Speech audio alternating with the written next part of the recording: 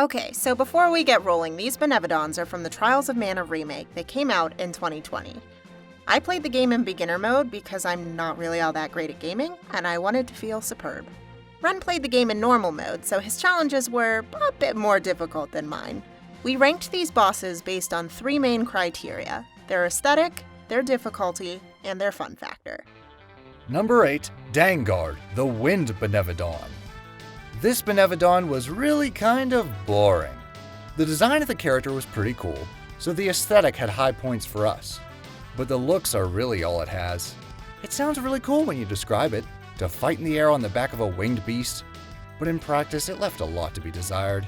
The lack of space to move around could have been more interesting, because that's fair.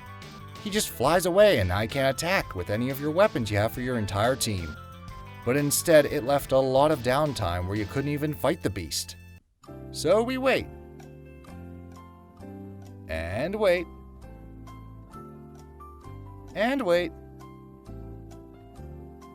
And now the battle's over. It wasn't really all that fun to play. Number 7, Dolan, Benevodon of the Moon.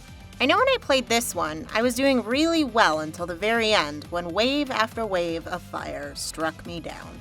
It spammed the moves so many times it felt impossible. Literally, there were bodies flying everywhere.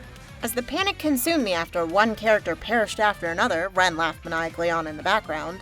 I get knocked down, but I get up again. You're never gonna keep me down. The aesthetic was really cool. It had a kaiju vibe and was a large target at least. For Wren playing on normal mode, he had the opposite effect as I did. We agreed to place him in spot 7 on this list, but for different reasons. I felt a little overwhelmed at Dolan spamming his attacks, whereas Wren felt he was a bit too easy. As a large target, it wasn't as challenging of a battle as he would have hoped for. It could have been a bit more fun, whether you're terrible at games like me, or really good at games like Wren.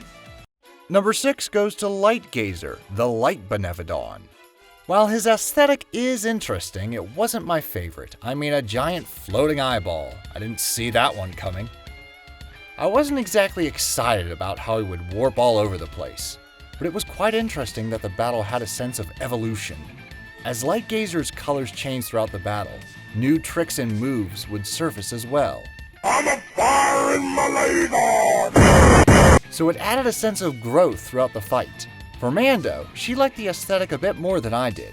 I don't know what she sees in it, but she enjoyed the battle more as well. Trying to find the pattern of where it would pop up next, it was more fun than the others. Number 5, Figmund, the Water Benevodon. Figmund had a really cool aesthetic. He looked pretty intimidating, before I noticed his unfortunate dental situation.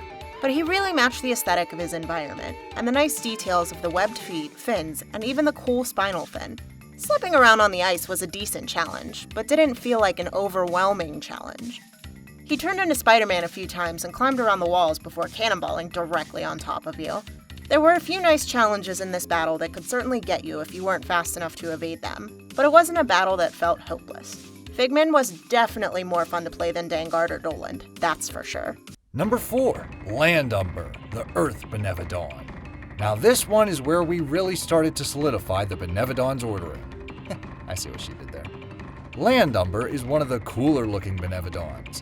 It's made out of rock with 2 large fists on either side of its face. Although he is a sentient being the bringer of destruction, he doesn't have as much of a personality as the other Benevodons. He is more stoic than his fellow bad guys. He wasn't an exceedingly difficult battle, more fun than some of the others really, but the most challenging thing was actually getting to him. I definitely jumped over him a few times. Guys, Olympus would be that way. Number 3, Misspalm, the Wood Benevodon.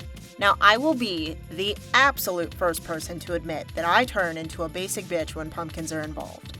So for me, Misspalm was getting pretty high marks on aesthetics just for being a pumpkin. But I do also adore Halloween and the fact that not only is he a pumpkin, but he is a jack-o'-lantern. My heart be freaking still. So yeah, I really loved his aesthetic. And the caterpillar pumpkin things were pretty cool as well.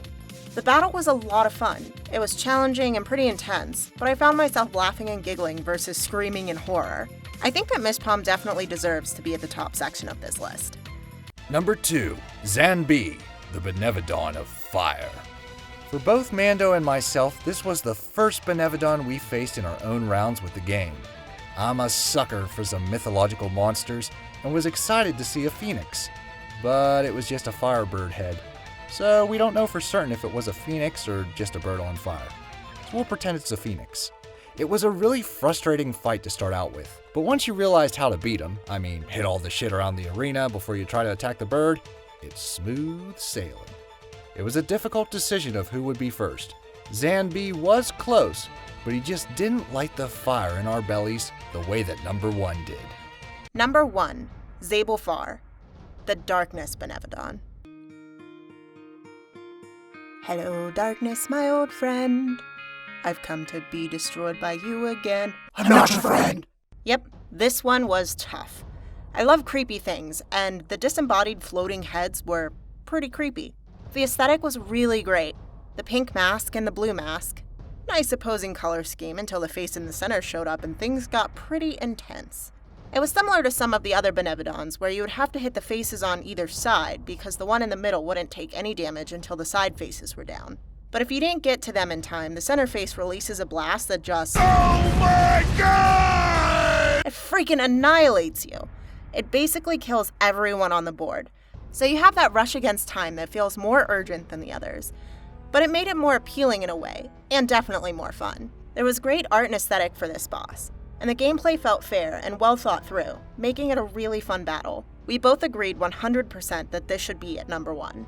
Let us know who your favorite Benevodon was and what mode you played on. Some of them were vastly different than others. I played on normal, and Mando played on beginner. So we are curious what you think. Don't forget to hit the like button and subscribe to Popcorn if you haven't already.